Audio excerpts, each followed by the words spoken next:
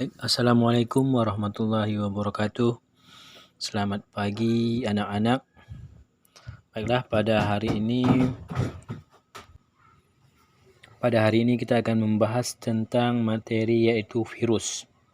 Jadi sebelum kita membahas lebih dalam tentang virus, terlebih dahulu anak-anak harus tahu dulu bahwa virus itu adalah berasal dari kata Latin yang artinya yaitu racun.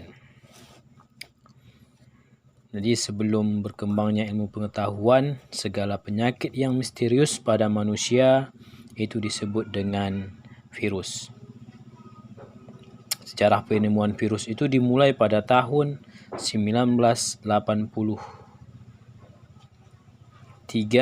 oleh Mayer, seorang ilmuwan Jerman.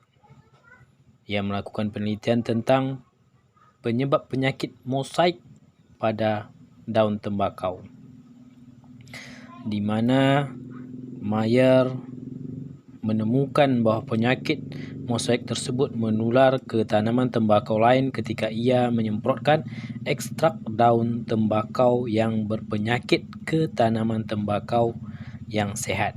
Mayer berkesimpulan bahwa penyakit tersebut disebabkan oleh bakteri yang sangat kecil. Bakteri ini tidak dapat dilihat meskipun menggunakan mikroskop.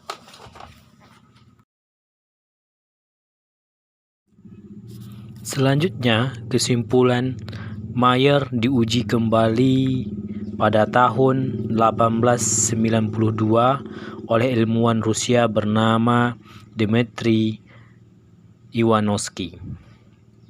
Ivanovsky menyaring ekstrak daun tembakau dengan saringan yang dirancang sedemikian rupa agar bakteri tidak lolos dan diperoleh filtrat daun tembakau. Ivanovsky mendapatkan hasil di luar dugaannya. Ekstrak daun tembakau yang telah disaring, namun begitu filtrat disemprotkan ke tanaman tembakau yang sehat, maka tanaman tersebut tertular juga oleh penyakit mosaik. Selanjutnya, Martinus Beijerinck, ahli botani berkebangsaan Belanda, melakukan percobaan berdasarkan penemuan Ivanovsky. Beijerinck membayangkan suatu partikel yang jauh lebih kecil dan lebih sederhana daripada bakteri. Dan Dmitry Ivanovsky menduga bahwa penyebab penyakit mosaik pada daun tembakau itu adalah bakteri yang berukuran sangat kecil karena masih dapat melewati saringan bakteri. Selanjutnya, pada tahun 1935, seorang ilmuwan Amerika, Wendell Stanley, berhasil mengisolasi dan mengkristalkan partikel penginfeksi tersebut. Ia menyimpulkan bahwa penyebab penyakit pada daun tembakau itu adalah virus dan memberinya nama virus mosaik tembakau atau tobacco mosaic virus. Itulah tadi sejarah tentang penemuan virus. Baik, tadi kita telah membahas tentang sejarah virus. Sekarang kita masuk kepada ciri-ciri virus itu sendiri. Anak-anak Bapak bisa melihat pada gambar di samping bahwa gambar tersebut adalah struktur dari tubuh virus yang boleh dikatakan virus tersebut adalah virus yang lengkap. Ya, kenapa lengkap? Karena dia di situ terlihat ada kepalanya sampai ke serabut ekornya. Baik, selanjutnya ciri-ciri umum dari virus itu yang pertama itu dia bersifat aseluler, artinya dia tidak mempunyai sel. Ukurannya 20 sampai 300 milimikron. Yang berikutnya memiliki salah satu macam asam nukleat, RNA atau DNA. Selanjutnya berupa hablur atau kristal. Bentuknya beragam, ada yang berbentuk oval, silinder, polihedral, dan kompleks. tersusun atas asam nukleat yang diselubungi oleh kapsid. Selanjutnya kita akan membahas struktur tubuh virus. Yang pertama, tubuh virus itu diselubungi oleh lipid dan protein, itu bagian luarnya. Biasa disebut juga dengan sampul virus. Selanjutnya di situ ada RNA virus. RNA virus ini yang membantu dalam proses perkembangbiakan pada virus nantinya, itu sebagai gen pembawa sifat daripada virus itu sendiri. Selanjutnya di bagian dalam dari tubuh virus yang menutupi RNA virus itu terdapat namanya selubung protein atau yang biasa disebut dengan kapsid. Selanjutnya kita bahas tentang bentuk-bentuk virus. Yang pertama yaitu berbentuk bulat, berbentuk batang, dan ada juga yang berbentuk seperti huruf T. Virus yang berbentuk bulat misalnya virus influenza atau influenza virus, dan virus penyebab AIDS atau Human Immunodeficiency Virus atau HIV. Virus yang berbentuk oval misalnya virus rabies atau rabies virus. Virus yang berbentuk batang misalnya virus mosaik tembakau atau tobacco mosaic virus atau biasa disingkat dengan TMV. Virus yang berbentuk polihidris misalnya adenovirus, penyebab penyakit demam. Sedangkan virus yang berbentuk huruf T misalnya virus yang menyerang bakteri atau bakteriofag yang biasa disingkat dengan phage. Selanjutnya bentuk-bentuk selubung protein atau bentuk-bentuk kapsid pada virus. Yang pertama berbentuk helix, yang kedua berbentuk kompleks, dan yang ketiga ada yang berbentuk polihedral. Berikutnya ini anak-anak bisa lihat ada gambar dari virus pemakan bakteri, yang virus kompleks tadi yang biasa disebut dengan bakteriofag atau phage.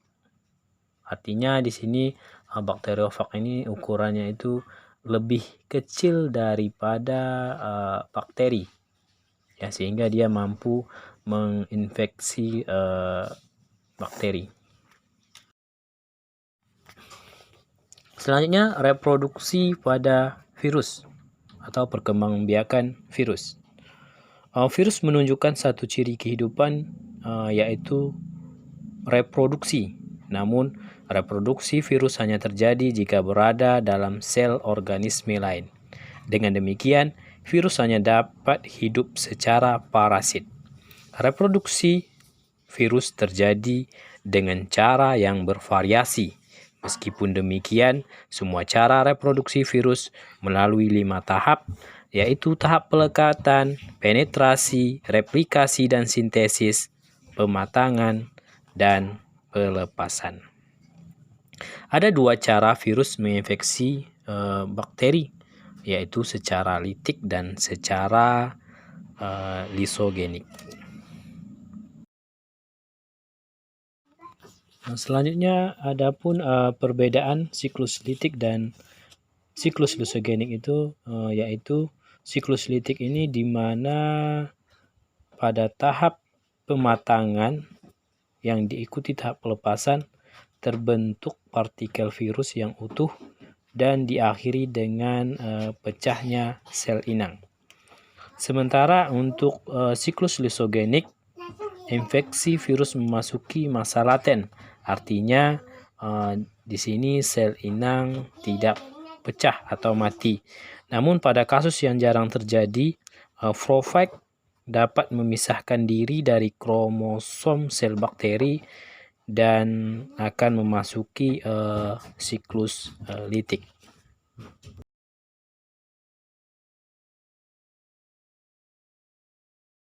Bacteriophages are viruses that exclusively affect bacteria, taking over the host cell's genetic material in order to reproduce itself. The bacteriophage lytic cycle is a method of viral replication that results in a destruction of the infected cell. The first stage of the cycle is attachment. To bind to a host cell, there must be specific receptors on the bacterial membrane to attach to. This determines a phage's host range. Once attached, the phage enzyme drills a hole in the bacterial wall and ejects its genom into the bacterial cytoplasm. The DNA of the host cell is broken down, and the viral DNA takes over the creation of viral proteins and nucleic acids. After many copies of viral components are made, they are assembled into complete viruses.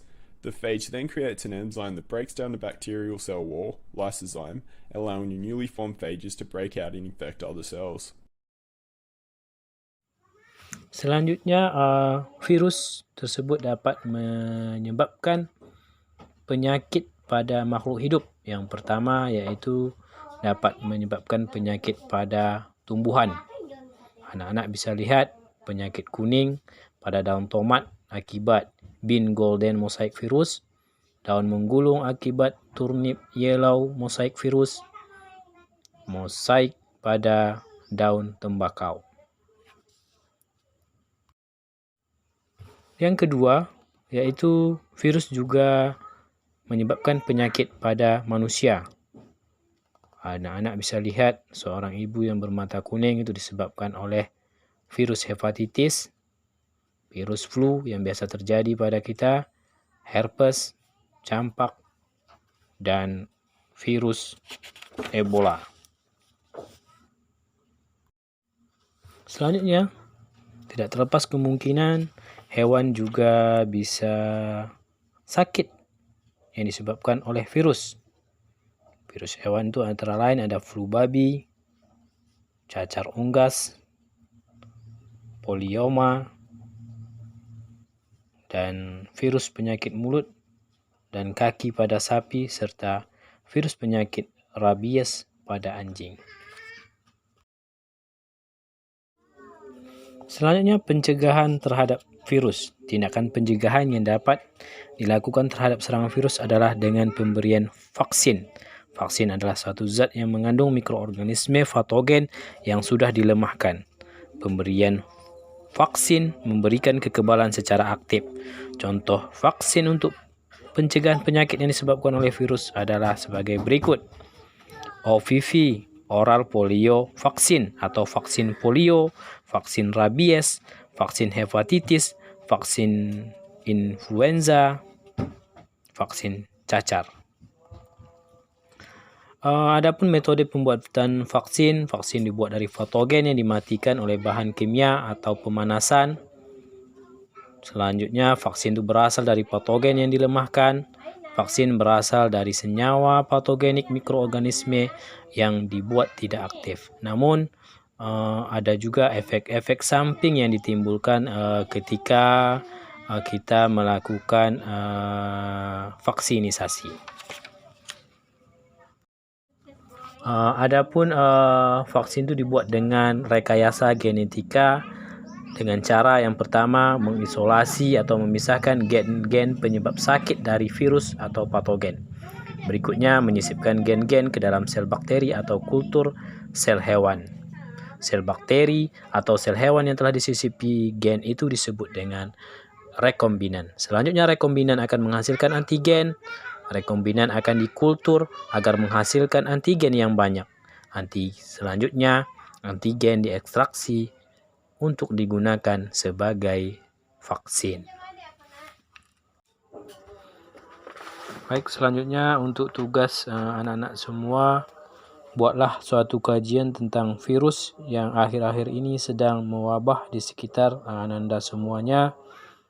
Misalnya virus corona. Adapun yang harus Anda semua kaji, yang pertama, bagaimana struktur tubuh virus corona. Yang kedua, asal penyebaran virus corona. Yang ketiga, gejala yang ditimbulkan ketika terinfeksi virus corona. Yang keempat, bagaimana penyebarannya. Dan yang kelima, virus ini bisa bertahan berapa lama. Dan yang keenam, bagaimana tindakan pencegahannya.